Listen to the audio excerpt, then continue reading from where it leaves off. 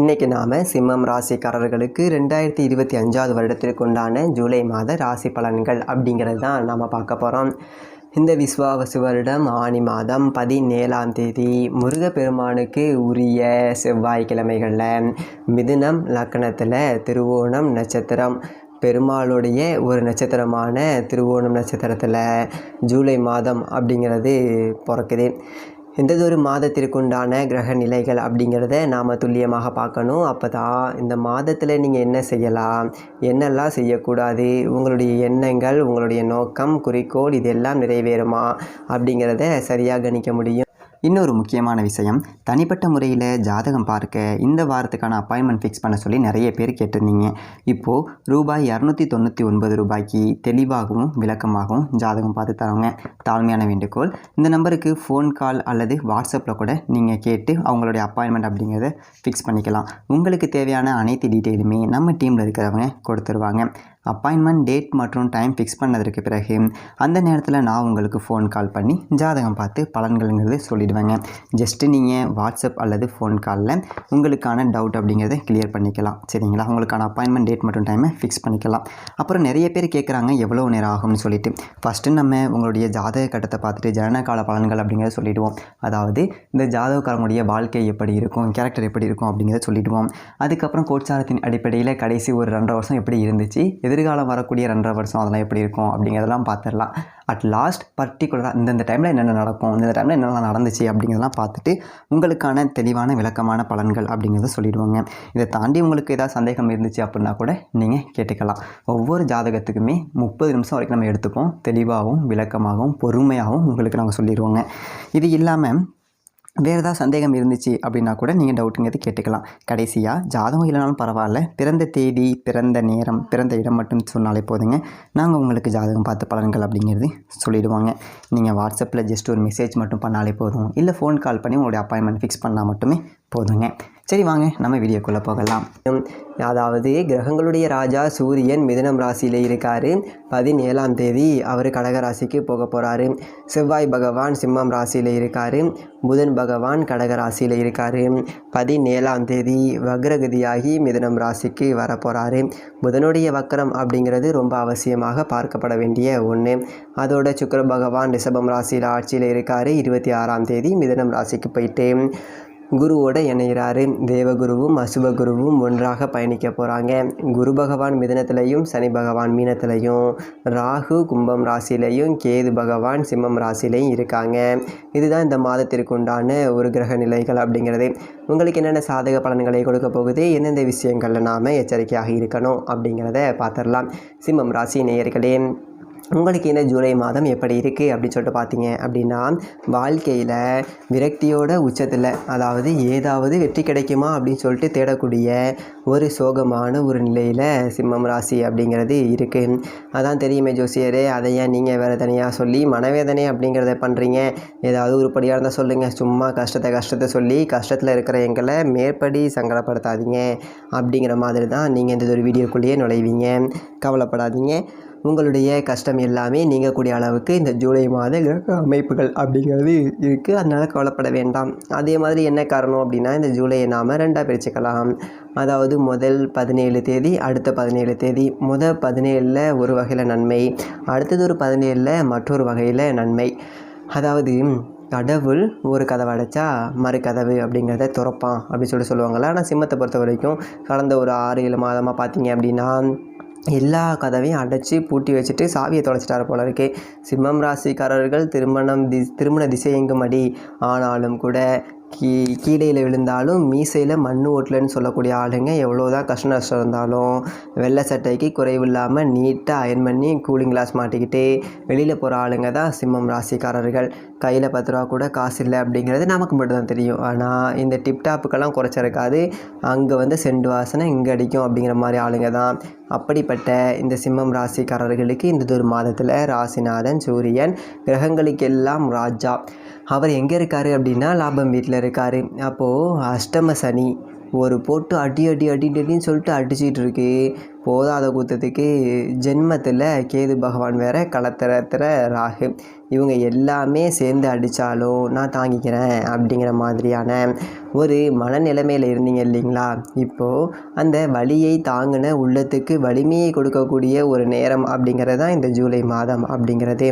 So அப்போ ராசியாதிபதி சூரன் லாப வீட்டில் இருக்கார் அப்படின்னா அரசு வழி ஆதாயங்கள் அப்படிங்கிறது இருக்குது.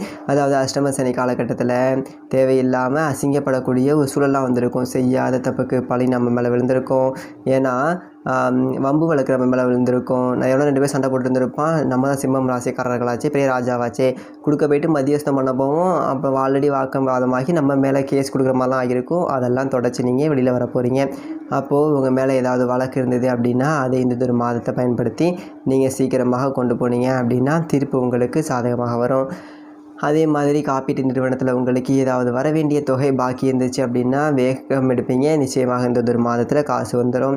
அரசு வழி ஆதாயம், அரசாங்கத்துக்கிட்ட ஏதாவது சாதிக்கணும்னு நினச்சிங்க அப்படின்னா இந்த ஒரு மாதத்தில் நீங்கள் தாராளமாக சாதிச்சுக்கலாம். ஒரு 10 ரூபா செலவானாலும் பரவாயில்ல, தூக்கி போட்டு வேலையை முடிச்சுட்டு வந்துக்கிட்டே இருக்கணும். போனால் அந்த வேலை முடிச்சாயா வந்தாயா அப்படிங்கிற மாதிரி. இந்த பிள்ளைங்கள்லாம் காலேஜில் சேர்க்குற காலகட்டம். அதனால் ஒரு கல்வி கடனுக்கு வங்கிக்கு போகிறதுனா கூட 17 தேதிக்கு மேலே நீங்கள் தேடி ஓடுங்க. நிச்சயமாக நன்மை அப்படிங்கிறது நடக்கும். அந்த வகையில் நம்ம கையில் 10 ரூபா காசு இல்லைனாலும் கடனை வாங்கியாவது பிள்ளைய படிக்க வச்சுட்டாண்டா அப்படின்னு சொல்லிட்டு 4 பேர் நம்மளை பெருமையாக பேசுவாங்க. அந்த அளவுக்கு நன்மைகள் அப்படிங்கிறது இந்த ஒரு மாதத்தில் இருக்குது. ஸோ அதே மாதிரி 17ஆம் தேதிக்கு மேலே கடகம் ராசிக்கு சூரிய பகவான் வந்துடுவார். கரெக்டாக அதே 17ஆம் தேதி மிதுனத்தில் போயிட்டு வக்கரத்தில் போயிட்டு புதன் உட்காந்துருவார். நல்லா இருக்குது பார்த்தீங்களா? லாபாதிபதி லாபஸ்தானத்தில் போயிட்டு குருவோட ஆட்சி பெற்று உட்கார போகிறாரு. குருவும் லாப வீட்டில் இருக்கார். அப்படிங்கிறதுனால இந்த 17க்கு மேலே சூரியன் நம்ம ராசிக்கு 12க்கு வந்தாலும் புதன் போயிட்டு வக்ரத்தில் லாப வீட்டில் ஆட்சி பெற்று குருவோடு உட்காந்துக்கிட்டு இருக்குது. இன்னும் அதிக நன்மைகள் அப்படிங்கிறத செய்யும். அதாவது சூரியன் 17 தேதி வரைக்கும் குருராஜ யோகம் அப்படிங்கிற ஒரு யோகத்தை 17ஆவது வீட்டில் கொடுத்தாரு குருவோடு சேர்ந்துக்கிட்டு. 17ஆம் தேதிக்கு மேலே புதன் பயிர்றாரு. புதன் யார் அப்படின்னா புத்திக்காரகன். அப்போது உங்களுடைய புத்தி எந்த அளவுக்கு வேலை செய்யும் அப்படின்னா இந்த காரியத்தை இப்படி செஞ்சால் இப்படி முடியும், இந்த ஒரு விஷயத்தை முடிக்கிறதுக்கு இன்னார்கிட்ட கொடுக்கணும். ஏதாவது சொல்லுவாங்க இல்லைங்களா, எந்த ஒரு வேலையை யாருக்கிட்ட கொடுக்கணுமோ அந்த ஒரு வேலையை அவங்கக்கிட்ட கொடுக்கணும். அப்படிங்கிறதுல ஒரு லீடர்ஷிப் உங்ககிட்ட ரொம்ப பளிச்சுன்னு இந்த ஒரு மாதத்தில் தெரியும். அப்படிப்பட்ட ஒரு யோகமான ஒரு அமைப்பு அப்படிங்கிறது இருக்குது.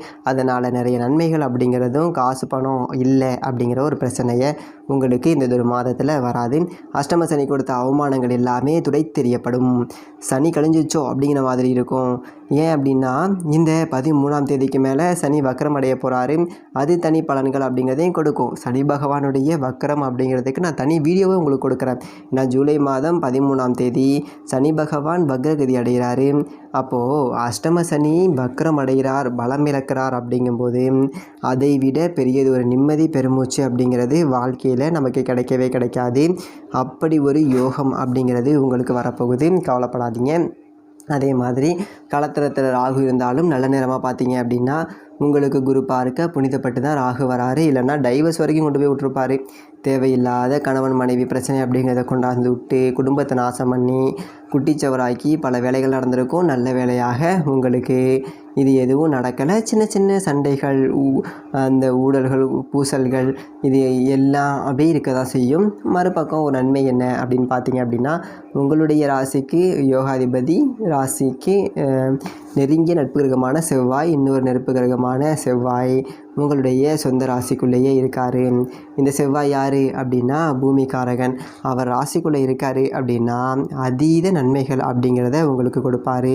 அப்போ சொத்து சேர்க்கலாம், சரிங்களா? அப்போ பூர்வீக சொத்து உங்களுக்கு சேரும். பூர்வீக சொத்தில் பாகம் விட்டு உங்களுக்கு வரும். பூர்வீக சொத்தில் பங்காளி ஒருத்தவங்க கேஸ் போட்டிருக்கான், பல வருடமாக இழுத்துட்டு கிடக்கு அப்படின்னா தீர்ப்பு சாதகமாக வந்து சொத்து உங்கள் கைக்கு வரும்.